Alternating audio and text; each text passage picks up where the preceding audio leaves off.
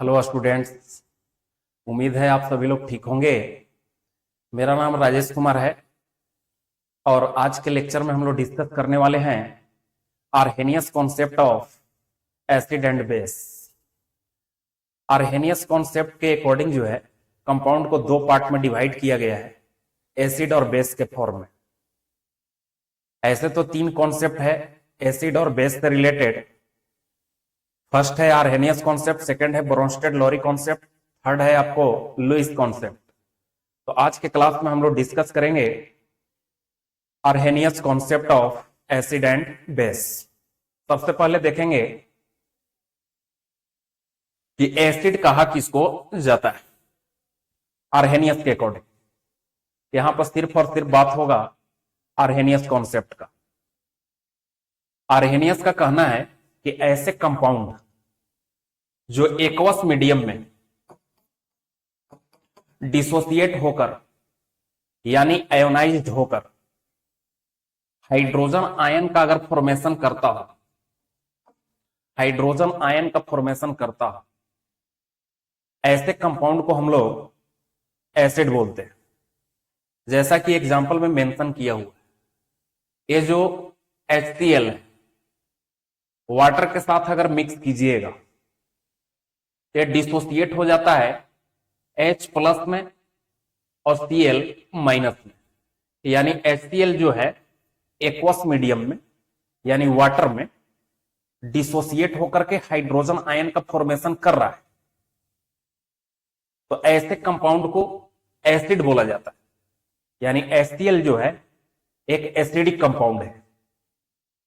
ऐसे जितने भी कंपाउंड होंगे, ऐसे जितने भी कंपाउंड है हाइड्रोजन कंटेनिंग कंपाउंड, आर्हेनियस के अकॉर्डिंग हाइड्रोजन कंटेनिंग कंपाउंड जितने भी हैं जो एक्वस मीडियम में डिसोसिएट होकर के यानी आयोनाइज्ड होकर हाइड्रोजन आयन का फॉर्मेशन करेगा, तो ऐसे कंपाउंड को हम लोग को एसिड बोलना है।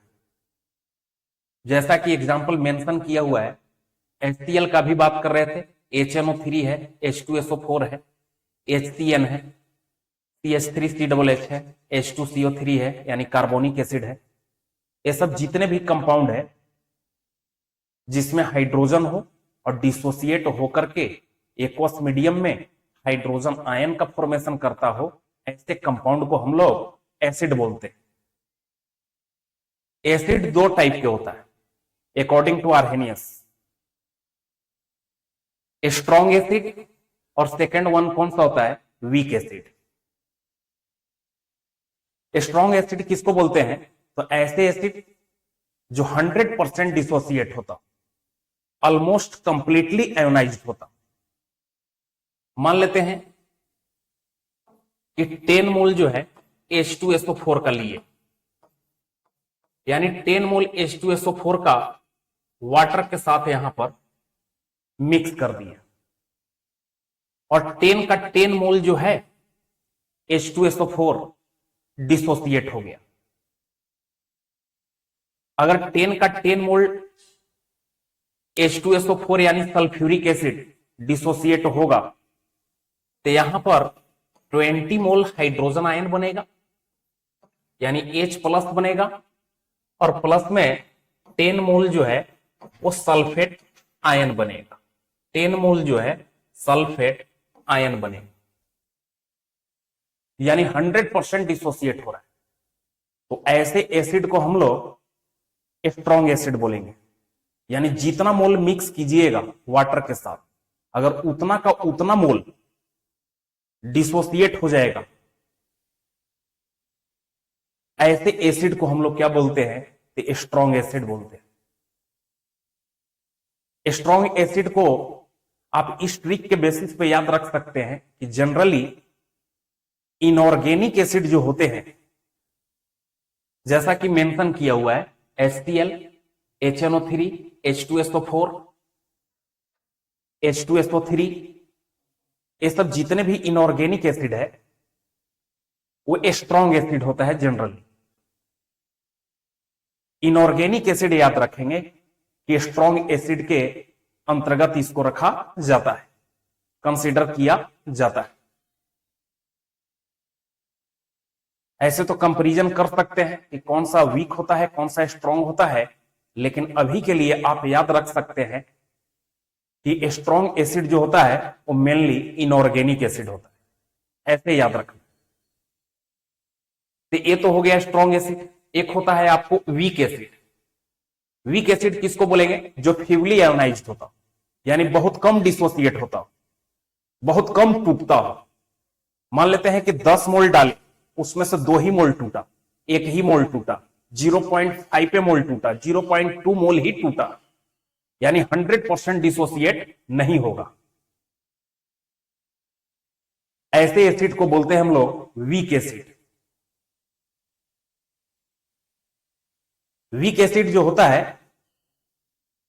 वो याद करने का क्या ट्रिक है, तो आपको याद रखना है ऑर्गेनिक एसिड। ऑर्गेनिक एसिड जो होता है वो मेनली वीक एसिड होता है।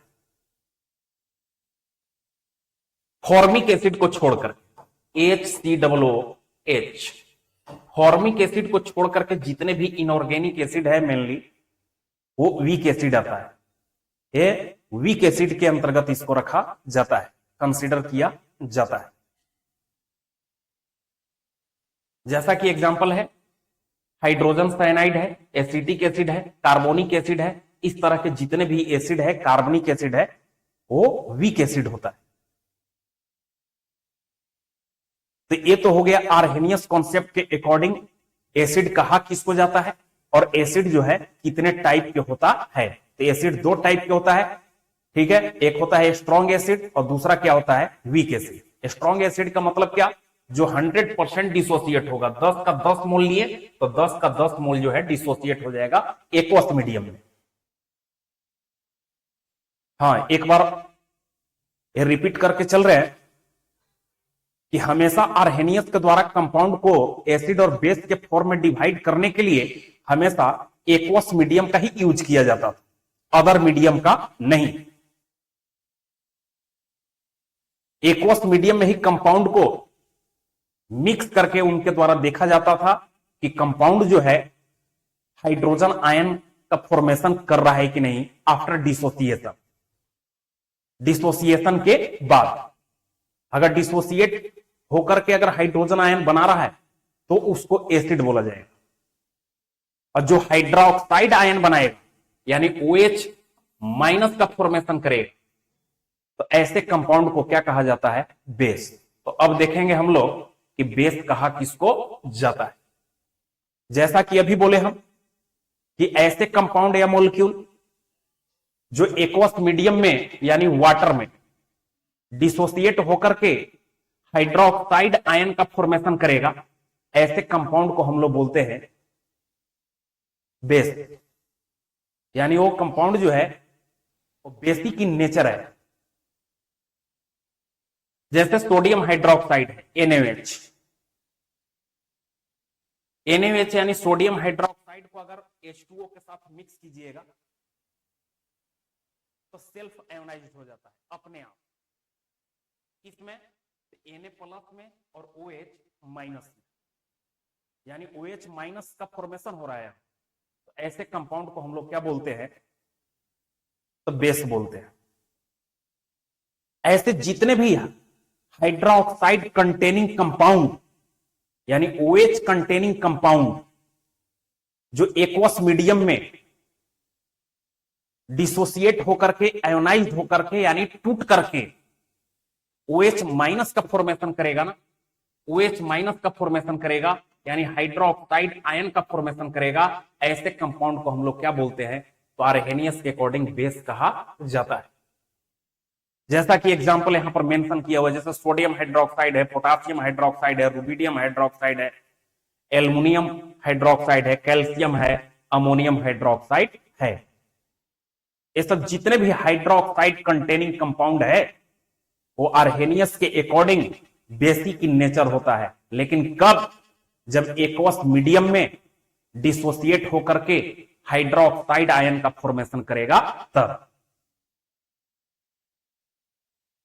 बेस भी जो है वो 2 टाइप के होता है, एक होता है स्ट्रॉन्ग बेस और दूसरा होता है आपको वीक बेस। स्ट्रॉन्ग बेस किसको बोलेंगे? तो बिल्कुल एसिड के जैसा, जो कंप्लीटली आयोनाइज्ड होगा इन एक्वस मीडियम यानी वाटर में, 100% जो टूटेगा। अगर 50 मोल लेते हैं तो 50 का 50 मोल डिसोसिएट हो गया अगर वाटर में, 100 का 100 मोल अगर डिसोसिएट हो गया, यानी डिग्री ऑफ डिसोसिएशन जो है ऐसे बेस के लिए जो 100% डिसोसिएट होता है उसके लिए 1 हो जाएगा। जितना लिए उतना टूट गया। डिग्री ऑफ डिसोसिएशन का बात आगे करेंगे, अभी समझ लेते हैं कि ऐसे बेस जो कंप्लीटली आयोनाइज्ड होता, ऐसे कंपाउंड को हम लोग स्ट्रॉन्ग बेस बोलेंगे। एक होता है वीक बेस। हाँ, याद करने का तरीका क्या है स्ट्रॉन्ग बेस का, वो भी बता दे रहे हैं। स्ट्रॉन्ग बेस को याद करने का यह तरीका है कि जितने भी फर्स्ट ग्रुप के मेटल है उसके द्वारा बना हुआ हाइड्रोक्साइड स्ट्रॉन्ग बेस के अंतर्गत आता है, क्योंकि वो 100% डिसोसिएट होता है।